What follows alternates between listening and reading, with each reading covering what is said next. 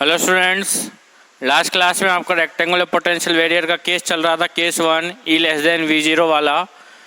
तो अपन ने ये तीन इक्वेशन मेजर कर ली थी, कैलकुलेट कर ली थी for region first, second and third. और x इक्वल टू 0 पर तरंग फलन साई के परिसीमा और सातत्य प्रतिबंध से समीकरण 4 और समीकरण 5 भी प्राप्त हो गई थी। तो ये था एट x इक्वल टू 0 पे से 4 और 5 प्राप्त हुई। अब देखते हैं at x equal to a, यानी x इक्वल टू a पर तरंग फलन साई के परिसीमा व सातत्य प्रतिबंध की सहायता से अपन देखेंगे साई का बाउंड्री कंडीशन क्या रहती है। तो at x equal to a पर क्या है आपका साई सेकंड इक्वल टू, इसको सेकंड ले लो, क्या होगा psi second equal to psi third. तो साई सेकंड क्या है आपका समीकरण नंबर 2 और साई थर्ड समीकरण नंबर 3। अब की बात याद रखना x इक्वल टू 0 नहीं है, कितना है x इक्वल टू a। तो क्या बन जाएगा f e की power alpha a, x equal to a पर f e की पावर अल्फा a प्लस जी ई की power minus alpha A equal to, ये क्या हो जाएगा आपका, सॉरी डी तो था ही नहीं, क्या बन जाएगा सी ई की पावर आयोटा के ए के बराबर। क्लियर, ये होगा psi second equal to psi third, कहाँ पे एट एक्स इक्वल टू ए पर। इसको दे दो आप इक्वेशन नंबर 6। क्लियर, इसके बाद क्या होगा del psi second over del x equal to del psi third over del x. तो क्या करना है, साई सेकेंड का एक्स के रिस्पेक्ट में डिफरेंशिएशन करना है और साई थर्ड का एक्स के रिस्पेक्ट में डिफरेंशिएशन करना है, और आपको समीकरण मिल जाएगी जो अगली वाली है। तो साई सेकंड का करेंगे तो क्या मिलेगा, सबसे पहले अल्फा एफ ई की पावर अल्फा एक्स माइनस जी ई की माइनस अल्फा जी ई की power minus alpha x equal to 2 का कर दिया, यानी साई सेकंड का। साई थर्ड का क्या बन जाएगा, एक्स के रिस्पेक्ट में अपलन आयोटा के सी ई की पावर आयोटा के एक्स। और कहाँ पे देख रहे हैं एक्स इक्वल टू ए पर, तो इसको लिख दिया एक्स इक्वल टू अल्फा ए और के ए। और क्या लिख सकते हो, इसको अल्फा कॉमन ले लो, तो अल्फा कॉमन लिया तो एफ ई की पावर अल्फा ए माइनस जी ई की power minus alpha A equal to क्या हो जाएगा आयोटा के सी ई की पावर आयोटा के ए, और अल्फा को इधर भेज दो तो एफ ई की पावर अल्फा ए माइनस जी ई की power minus alpha A equal to iota k upon alpha c ई की पावर आयोटा के ए के इक्वल इक्वेशन नंबर 7। तो देखिए इक्वेशन नंबर 6 और 7 आपके समझ में आई या नहीं आई। तो equation number 6 X equal to ए पर psi second equal to psi third, और इक्वेशन 7 कैसे आई, X equal to A del psi second over del x equal to del psi third over del x. तो ये आपकी साई सेकंड है 6 और 7। तो यहाँ पर इसको लिख देता हूँ मैं। अब इस डायग्राम की अपने को कोई ज़रूरत नहीं है, तो ये यहाँ से हटा देता हूँ। तो आपकी समीकरण है एफ ई की पावर अल्फा ए प्लस जी ई की power minus alpha A equal to C ई की पावर आयोटा के ए, इक्वेशन नंबर 6, और एफ ई की पावर अल्फा ए माइनस जी ई की power minus alpha A equal to iota k upon alpha c ई की power iota के ए, equation number 7। Clear, तो ये आपके इक्वेशन नंबर 6 और 7। यहाँ पे आप इसको कैसे लिख सकते हो, वही यहाँ +1 है मल्टीप्लाई में नीचे, तो इसको क्या लिख सकते हो आप माइनस आयोटा स्क्वायर, आयोटा से आयोटा कैंसल आउट, क्या बचेगा 1 minus K upon minus iota alpha. तो इसको आप लिख सकते हो के माइनस आयोटा अल्फा। क्लियर, तो ये आपका इक्वेशन नंबर 6 और 7 आपको प्राप्त हो चुकी है।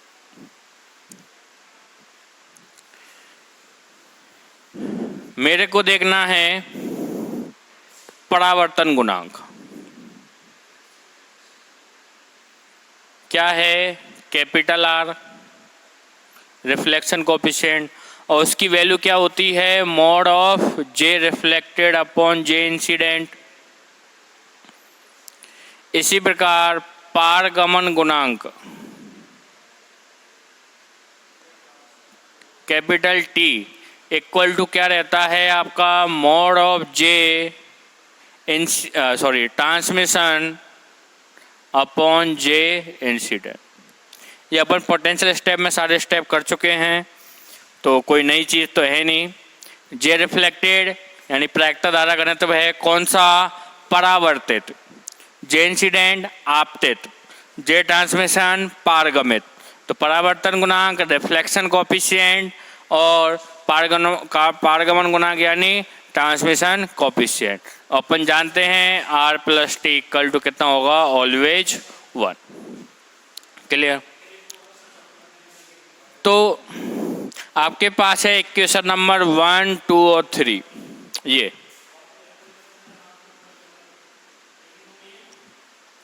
क्लियर।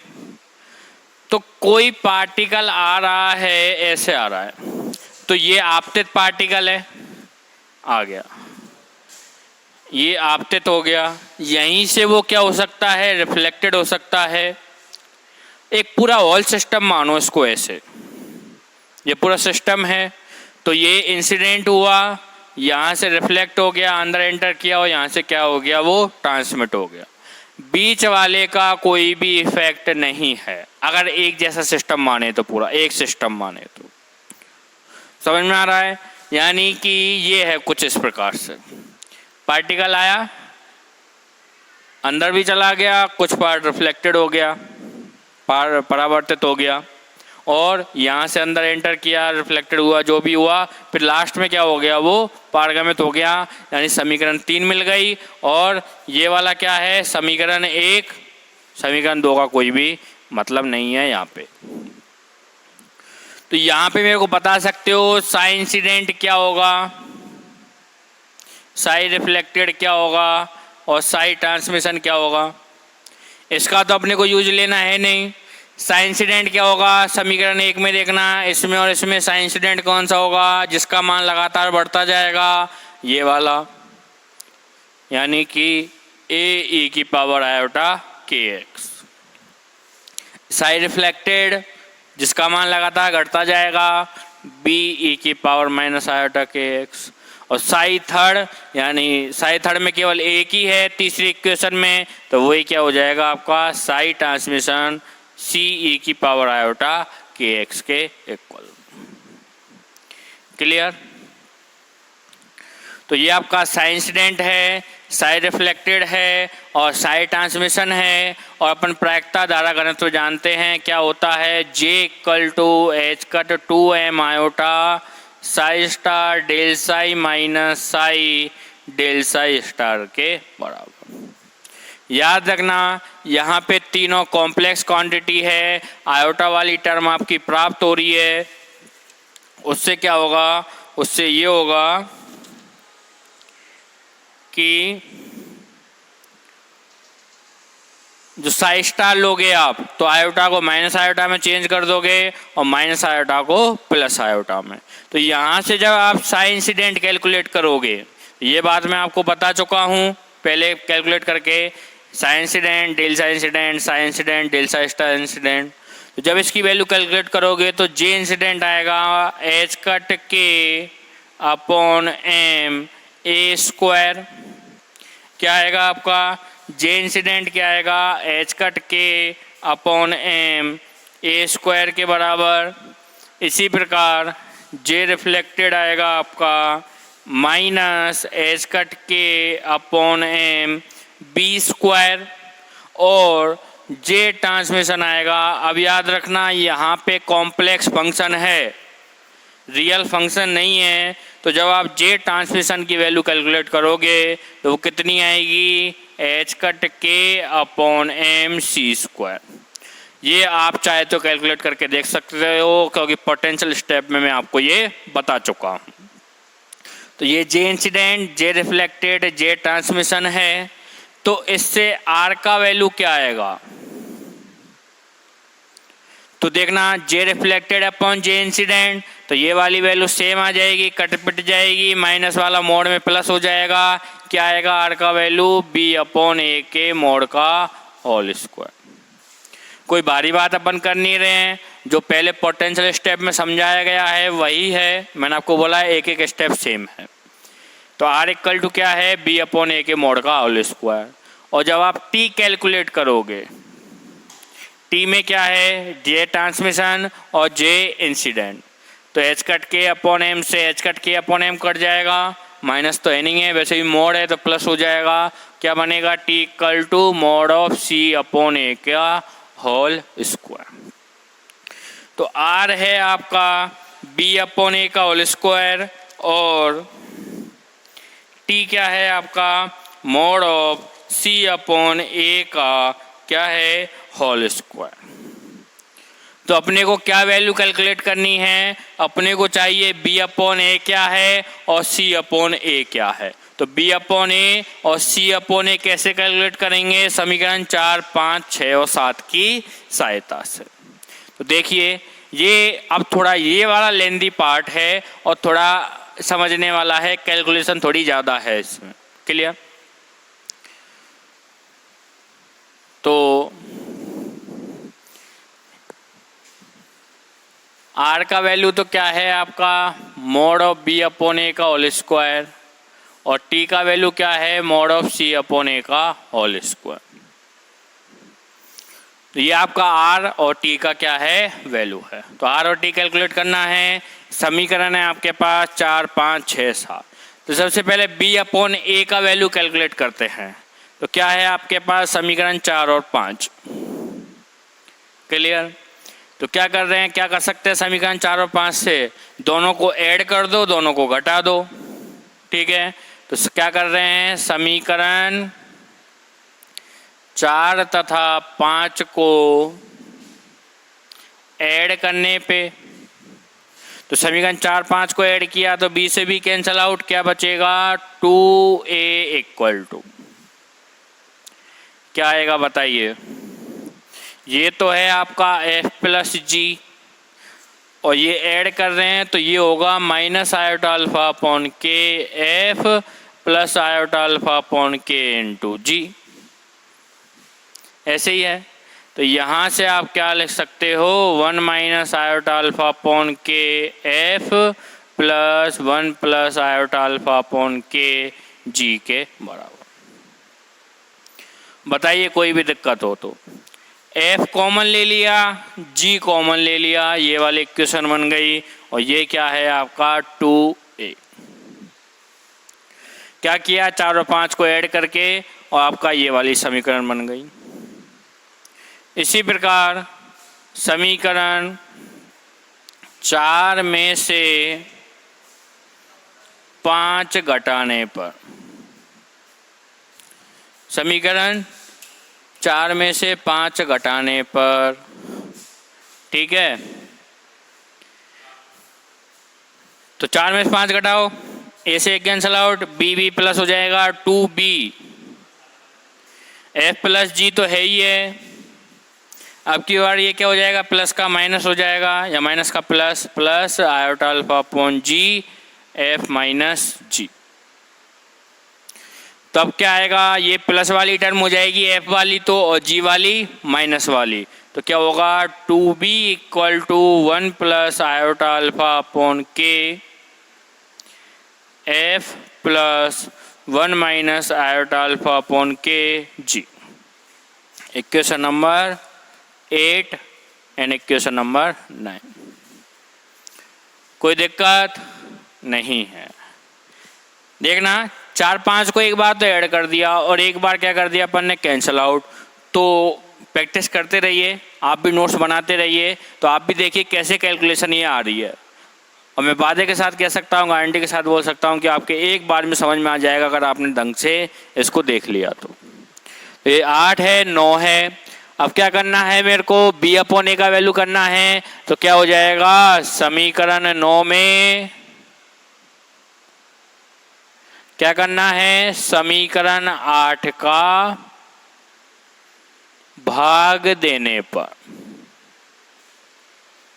8 में 9 का भाग दिया तो क्या मिलेगा, 2 से 2 कैंसल आउट हो जाएगा और क्या मिल जाएगा, b upon a equal to 9 में 8 का दिया तो क्या बनेगा, यहां लिख देता हूं, ये वाली टर्म डिवाइडेड बाय ये वाली टर्म, तो प्लस और माइनस, माइनस प्लस, ठीक है।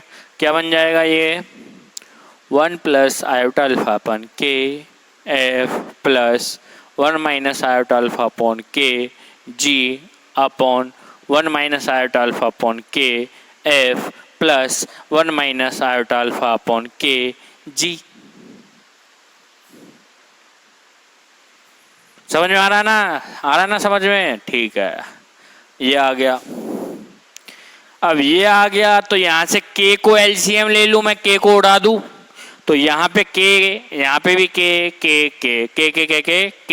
गोन, तो यहाँ से क्या बन जाएगा, k plus iota alpha, k minus iota alpha, k minus iota alpha, k plus iota alpha, और क्या बच जाएगा, b upon A will be k plus iota alpha f plus k minus iota alpha g upon k minus iota alpha f plus k plus iota alpha g।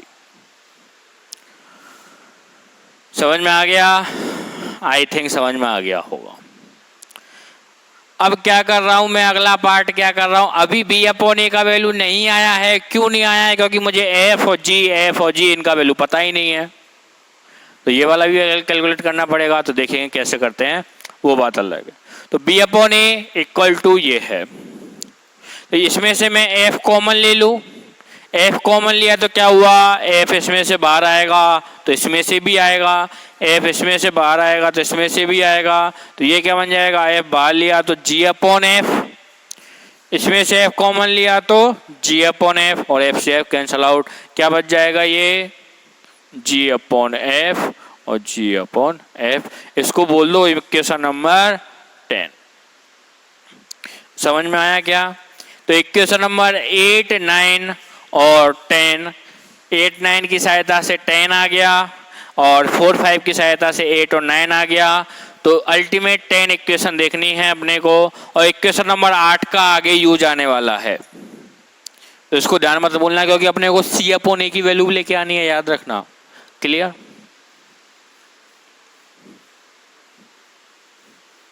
तो चाहे तो मैं यहाँ पे लिख देता हूँ 2a इक्वल टू, अगर दिख रहा हो तो आपको 1 minus iota alpha upon K F plus 1 plus iota alpha upon के इंटू जी। अगर आप सोच रहे हो कि आप केवल लेक्चर देख के ये डेरिवेशन कर लोगे तो आपको सैल्यूट है, जो कि आपसे नहीं होगा, किसी से भी नहीं होगा, क्योंकि ये काफ़ी लंबा डेरिवेशन है, तो कुछ वैल्यूज है जो आपको लिखनी ही पड़ेगी।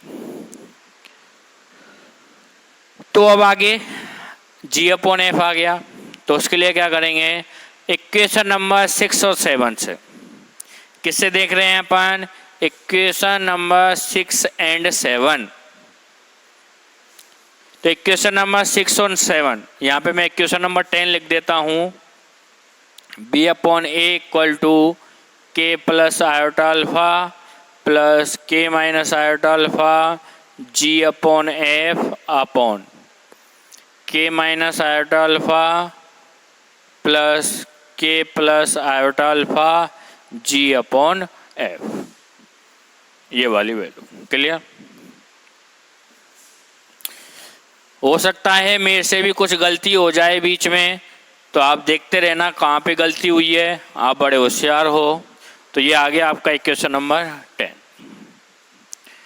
तो क्या कर रहा हूँ मैं, अब g अपॉन एफ की वैल्यू लेके आनी है, तो उसके लिए क्या कर रहा हूँ मैं, 6 में 7 का, ऐसे कर रहा हूँ मैं, समीकरण 7 में समीकरण 6 का भाग देने पर कर सकता हूँ। समीकरण 7 में समीकरण 6 का भाग दे दिया तो क्या मिलेगा, एफ ई की पावर अल्फ़ा ए माइनस जी ई की power minus alpha a upon, इसमें इसका भाग दिया तो ये माइनस ये प्लस, एफ ई की पावर अल्फ़ा ए प्लस जी ई की power minus alpha A equal to क्या बच जाएगा, ये इक्वल टू के अपॉन माइनस आयोटा अल्फ़ा, और देखना सी की पावर आयोटा के से सी की पावर आयोटा के क्या हो जाएगा, कैंसल आउट।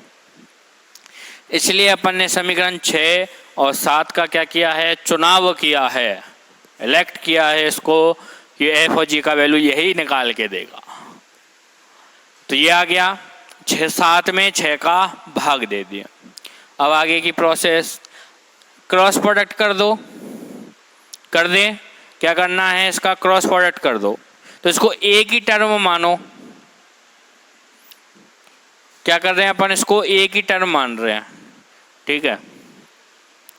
इसको क्या लिख रहा हूं मैं, एफ ई की पावर अल्फ़ा ए माइनस जी ई की power minus alpha A equal to के अपॉन माइनस अल्फ़ा एफ ई की पावर अल्फ़ा ए प्लस जी ई की पावर माइनस अल्फ़ा ए। ऐसे कर रहा हूँ मैं, ऐसे मत सोचना के को इधर कर दो और माइनस आयोटा अल्फ़ा को ऐसे कर दो, एक स्टेप बढ़ जाएगा और कुछ नहीं होगा।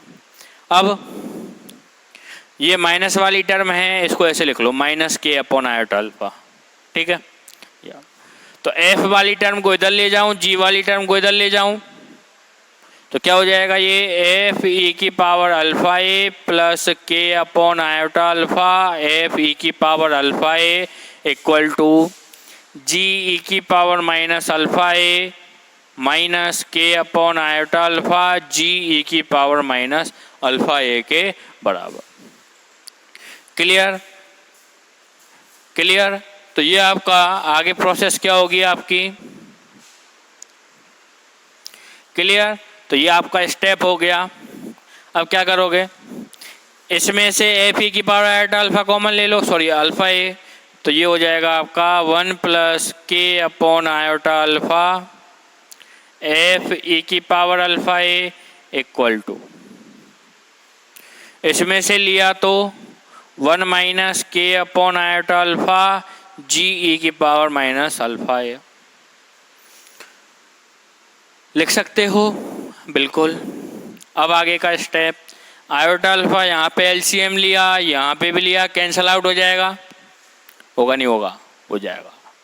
तो ये वाला स्टेप देखना, ये होगा iota alpha plus k f ई की power alpha A equal to, ये क्या होगा, आयोटा अल्फ़ा माइनस के जी ई की पावर माइनस अल्फ़ा ए यहाँ पे भी एलसीएम लिया, ऐसे तो लोगे आप अल्फ़ा ए, और यहाँ पे भी आयोटा अल्फ़ा, कैंसल आउट हो जाएंगे, हटा दो।